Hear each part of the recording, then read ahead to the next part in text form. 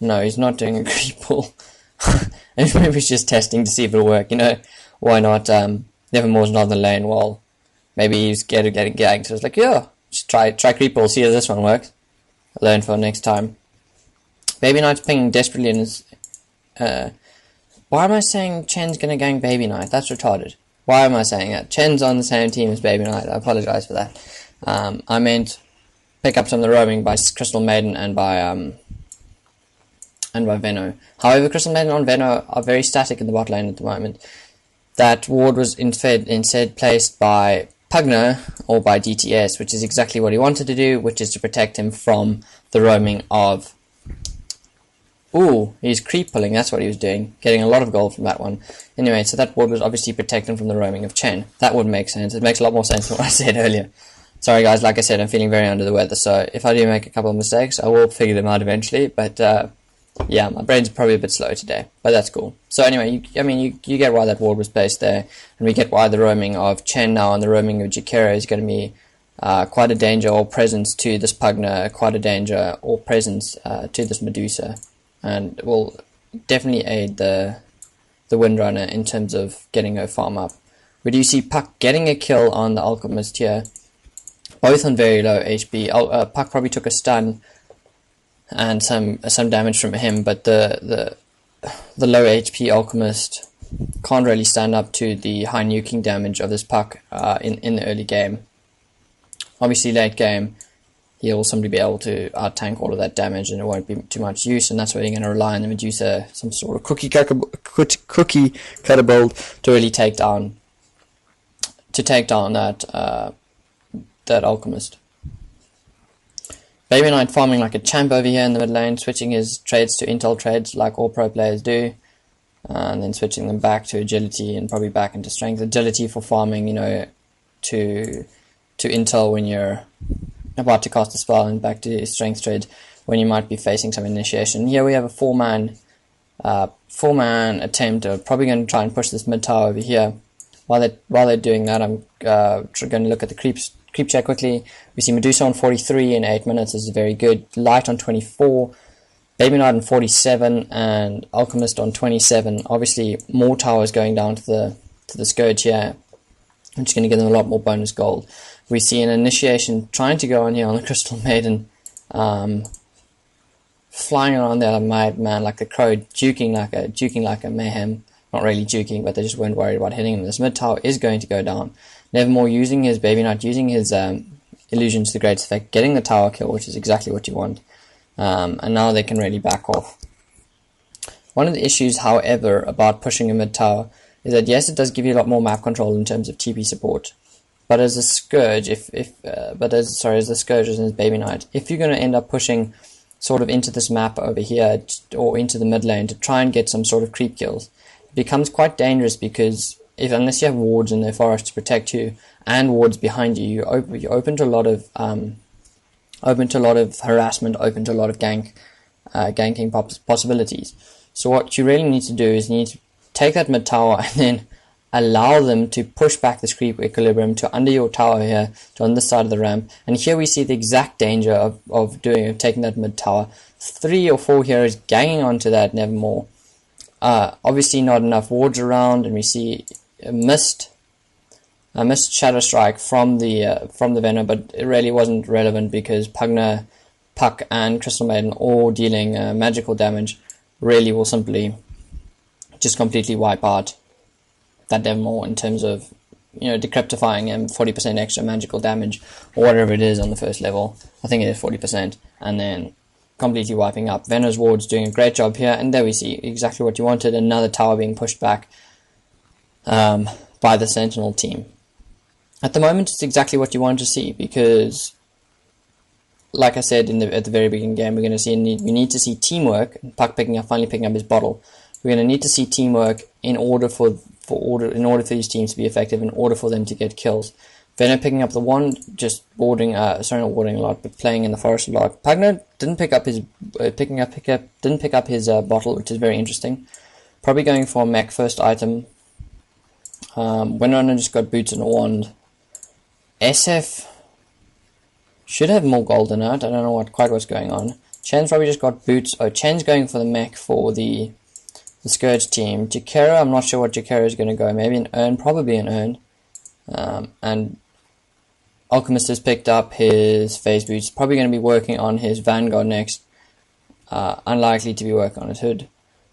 Alchemist has been nerfed in this version. No, he hasn't been. This is a 6.69C version.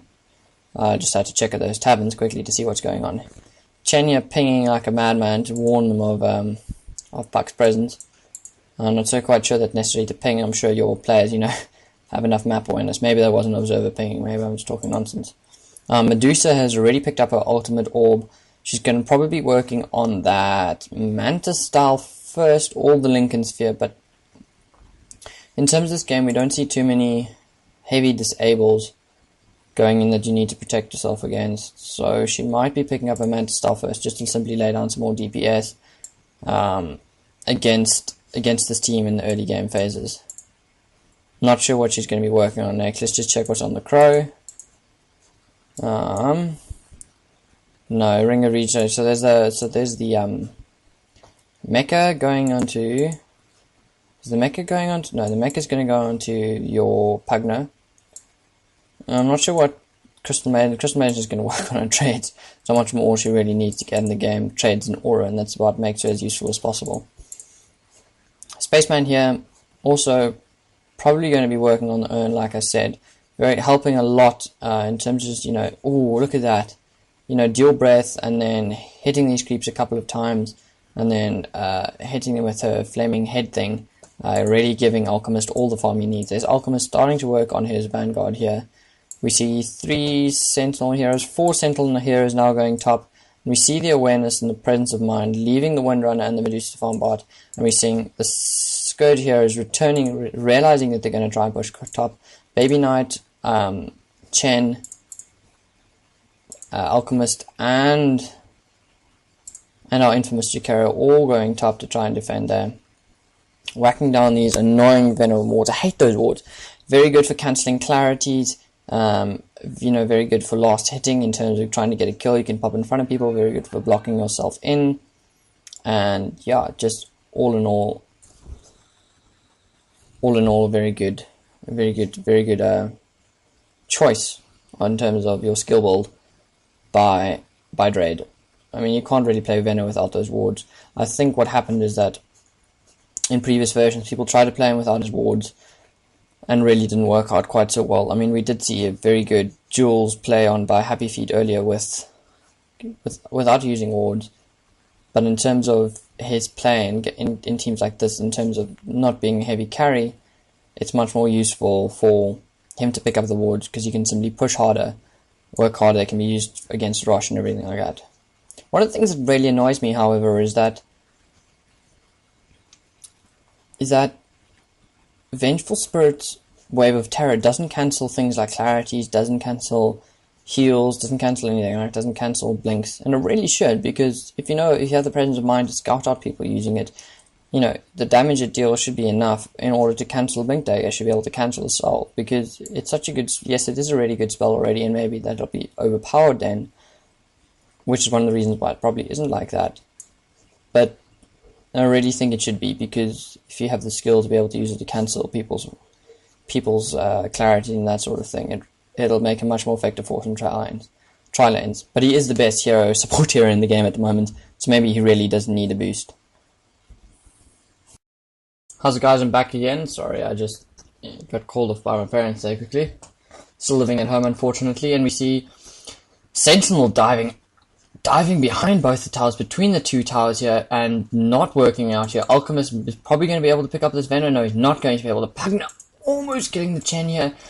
So we're seeing Venom getting away with. DTS Dread did manage. The Puck did manage, however, to kill. We see a single raise. Oh, great cancel there on this double raise there. On that raise would have killed both of them.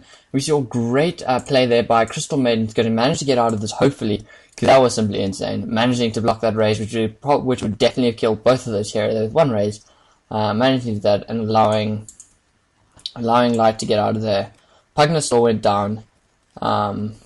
But yeah, just great baller play there by the Crystal Maiden. Oh, is she going to go down? Oh, she does go down, unfortunately, there. I don't know why she's... Oh, you see, that's the advantage of taking down the tower there. Didn't have any tower protection, because she would have been fine there. Maybe a few more jukes, and she, might have got it off. Juke behind the forest over here. Would have been able to TP out, so maybe a bit premature, but she tried to use the ramp and the fog to her advantage. Nevermore, with a haste rune, simply too fast. That's why she knew she wasn't going to escape. And yeah, Nevermore picking up that haste rune definitely turned the tide in terms of catching up with Crystal Maiden in that fight. And it's 6-5 at the moment, so pretty even game. Why am I saying so much? This is bad. Sorry, I think it's just because I've just gone to speak to my parents, and yeah, not too much of an intelligent conversation ever really does go down if the parents does it there, but no, you do this and you just listen to me and sort of thing, and not really much logical argumentation comes of it. Not that I had an argument now with my parents, but I just like to point that out. Never miss an opportunity to point out problems with parents and the way they often argue with their children. Here we go, we see an initiation going on by Baby Knight, a penitence going down, and we're going to see Crystal Maiden. Will she... Oh, great play by Crystal Maiden, a blast going off here, but it's going to go down. Crystal Maiden's ulti, is he going to pick off anyone? No, she is going to go down to Baby Knight at the moment. Baby Knight one hit away, Baby Knight picking up the double kill, exactly what you want, and picking up the money from the rune. So a hasted Baby Knight, picking up a double kill over there. Good play. Crystal Maiden maybe should have... In fact, there's not much Crystal Maiden should have done there. The Pugno wandered a bit too far up this lane, not realizing or not having sight in the river here. We don't see any wards along any of this ramp over here for the Sentinel. And that really allowed Baby Knight to pick up that haste rune all by himself and roam top without Pugno having any awareness, trying to push the lane, trying to get some more farm going. Didn't work out, and so obviously got ganged, and Baby Knight as a result picking up a double kill.